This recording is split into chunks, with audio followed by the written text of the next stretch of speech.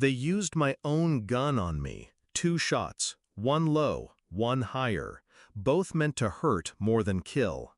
I remember the wet pavement against my cheek, the smell of diesel and rot, their boots splashing through shallow rainwater.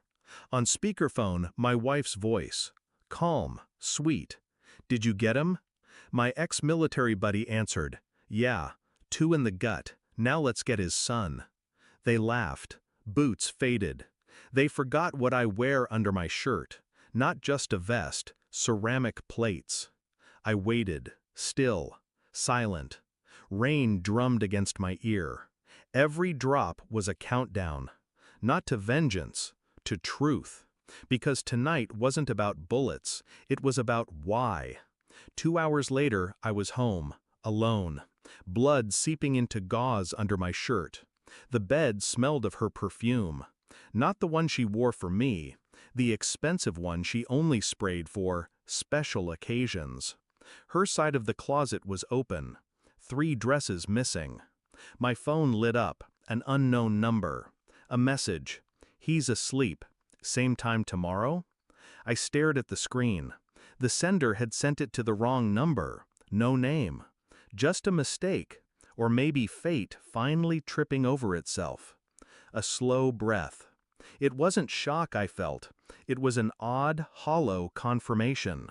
Like a puzzle I didn't know I was solving had just clicked into place. But suspicion wasn't enough, I needed proof. And proof is best collected without noise. The next morning I kissed her goodbye. She smiled like she hadn't signed my death warrant. I tracked her phone through the backup I'd set up years ago in case she lost it. The dot moved, steady, purposeful. It didn't go to the office. By noon, she was at a small motel outside town. Same room number, 3 times that week. I didn't follow her inside. That would have been emotional. Instead, I bought the room next door the next day.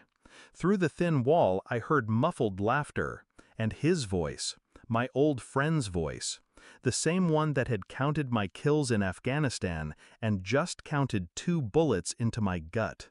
I recorded every word. 3 days later, I had enough audio to bury them both in more than shame. But I wanted something sharper. So I ordered a DNA kit. Not for me, for my son. A month ago, I would have called him my pride. Now, I called him my uncertainty. She never noticed the missing toothbrush, never noticed the swab. She never noticed me watching her, seeing every text she typed, every glance she gave our boy. The results would take 5 days. 5 days to keep smiling. 5 days to keep the storm locked inside.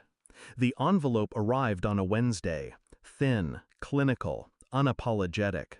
I read it once, twice, then folded it back into its paper skin. Not mine. He was never mine.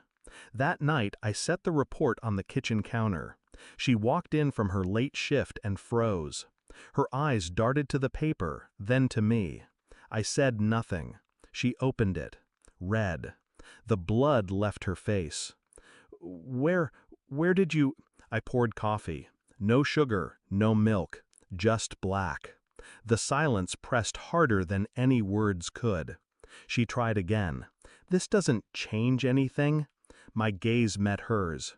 It was the first honest moment we'd had in years. The next morning, I called him. I told him to meet me at the same alley where he'd left me bleeding. When he arrived, I tossed the DNA report at his feet. He picked it up, confused. Then he understood. His mouth opened to speak, but I cut in.